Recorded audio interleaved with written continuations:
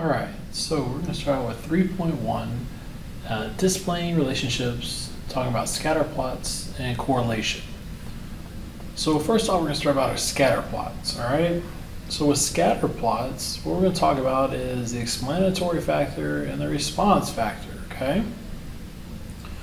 So dealing with our scatterplots, we need to talk about explanatory and response. So explanatory is dealing with the part that's used to predict.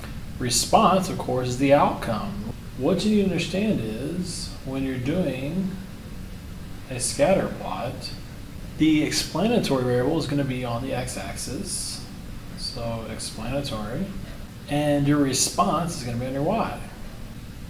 And that is how it's always going to be for scatter plots, okay? So then I'm just going to put some little dots in here. We got our scatter plot. Okay? Explanatory is used to predict. And the response, that's the outcome. Response, explanatory. So now, when you're looking at data, if you have a chart here and you have your data, in which case you just have some random numbers there, which we'll show you in a second. Explanatory is always going to be your first. It's always up top. So that is your x-axis. So therefore, that leaves the response for your y's. Okay? When you have a two-way table like this, set up for that, you are going to have explanatory is on top. So your data here is your numbers here. And then you're going to have your response, your y variables down here for your numbers there. So let's look at this and see how it plays out. You can always use Scatterplots.com. It's an easy way. Now you can use this for your homework assignments and things to draw out. If you have to draw out box plots, dot plots, histograms, I recommend if you can, use this app, copy and paste, and it works out perfectly. So we're going to start with this with our two quantitative variables. Now the ones I just set up here, we're going to deal with when you have the two quantitative variables. I'm going to say however many energy drinks you drink in a day, and then the amount of minutes it keeps you awake. Okay? As you see there as well, it says explanatory up top, response below. So explanatory is going to be your x-axis, and the response is going to be your y-axis. So again, this is going to be your x-axis for your explanatory, and your y for response. Alright, so let's take this and see what that scatter plot is going to look like with this data here. So all we have to do is click Begin Analysis, and there's our scatter plot. So as you can see, our explanatory is the energy drinks on the x-axis, and our response is the minutes awake. It's on the y-axis. Alright, so now we have our scatter plot. Let's talk about how to describe the scatter plot. Now, the one I like to use is Duff's, because I like to think of Duff's beer from The Simpsons. Go on, get your laughs out, it's okay. So I like to think of Duff's. Now, granted, it's spelled a little different. We're going to say D-U-F-S.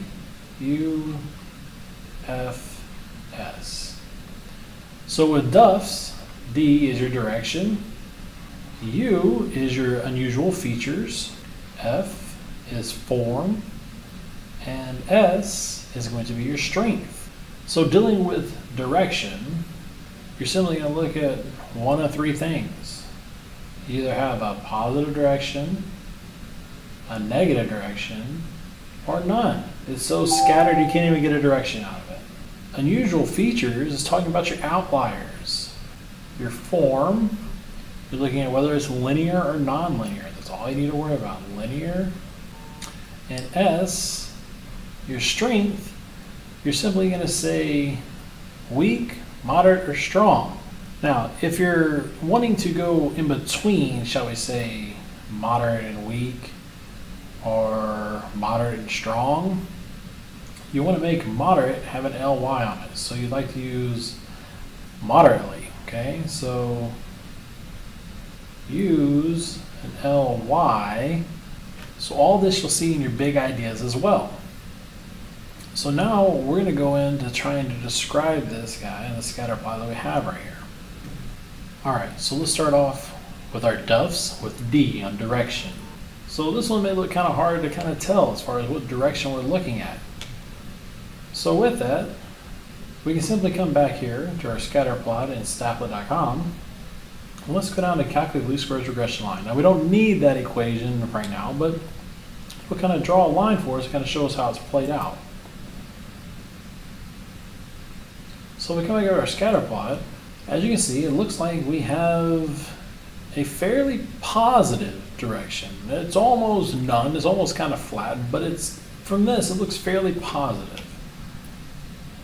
So for the direction, simply gonna write positive. For unusual features, any outliers, the one that really gets my attention is this guy right down here. When 4 energy drinks was sitting at only 40 minutes of power. So I'm going to say one possible outlier. Now what do I say possible? Because we haven't done any calculations yet to determine if it truly is an outlier. But according to the graph, it looks that way. So when you're describing a graph, you say possible for outliers. It's a possible outlier. You can say 1, you can say 2, however many you feel are there. But in this case, I only see that there is one possible outlier. For the form, as we saw in our scatter plot with least squares regression line, that looks to be a fairly linear setup. Granted, they are scattered, but a linear setup should work. We can double check that by looking down at our residual. There doesn't seem to be much of a shape. They're pretty scattered and going about up and below the residual line there. So therefore, a linear form fits for it.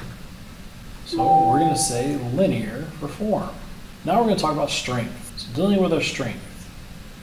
With this is where our correlation comes into effect, okay? And determining how strong, how weak, how moderately strong, moderately weak we really are. So I'm going to write in here, this is dealing with our strength. We're going to look at correlation. So in your correlation for the strength, that goes all the way from a -1 to a +1. Okay, and we have 0, of course, in the middle. We have a -0.5 over here and a 0.5 over here. So now, determining this and how these numbers read out, a -1, this is strong, or a +1 is strong. The positive and the negative determine the direction in which it's going. So if you have a negative correlation, you already know it's in a negative direction on the scatter plot. Or if you have a positive one, it's in the positive direction on the scatter plot. 0 is weak. So then of course the stopping point for moderate is around 0.5 in the positive direction, or -0.5 in the negative direction. So when you're sitting somewhere around in there, you would say it's moderate, moderately strong, okay, or moderately weak, however you like to word that. But I would just say moderate if it's sitting right around 0.5. If you're sitting somewhere around, say, 0.2, I'd say that's moderately weak. If you're sitting somewhere around -0.8, I'd say that's moderately strong. So with this, let's look at our scatter plot that we have. Back at Scatterplots.com, we've got our scatter plot there, our residuals. Calculate our correlation. So it'll calculate it for us. So our correlation here is 0.1313. So the correlation here is 0.1313. Now if you notice, there are no units. And that's how it is. Correlation has no units. So for this scatter plot we have here, correlation is 0.1313. So right off the bat, that goes along with our direction that we talked about as far as being positive. So we're good with that. So it works out being positive. But now, how strong is this? So we're looking at 0.13. That's pretty close to being all the way weak. You would be correct in saying for the strength, weak. So to describe the relationship in the scatter plot, you would say the dots are increasing in the positive direction They form a weak linear pattern between energy drinks drank and the minutes awake afterwards. So now let's talk about that outlier real quick. What happens to the correlation when we have outliers? If you had an outlier, in which case that was in line with the linear pattern.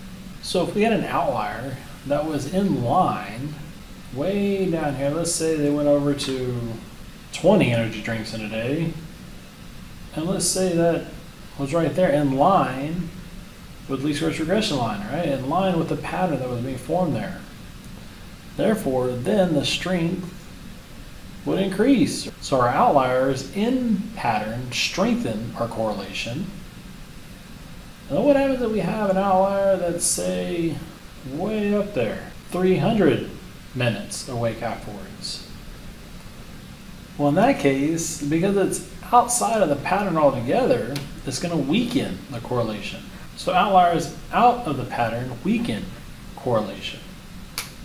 So if we come back here, and let's say at our number 4, we have another data point at 4 energy drinks, and they had 300 minutes.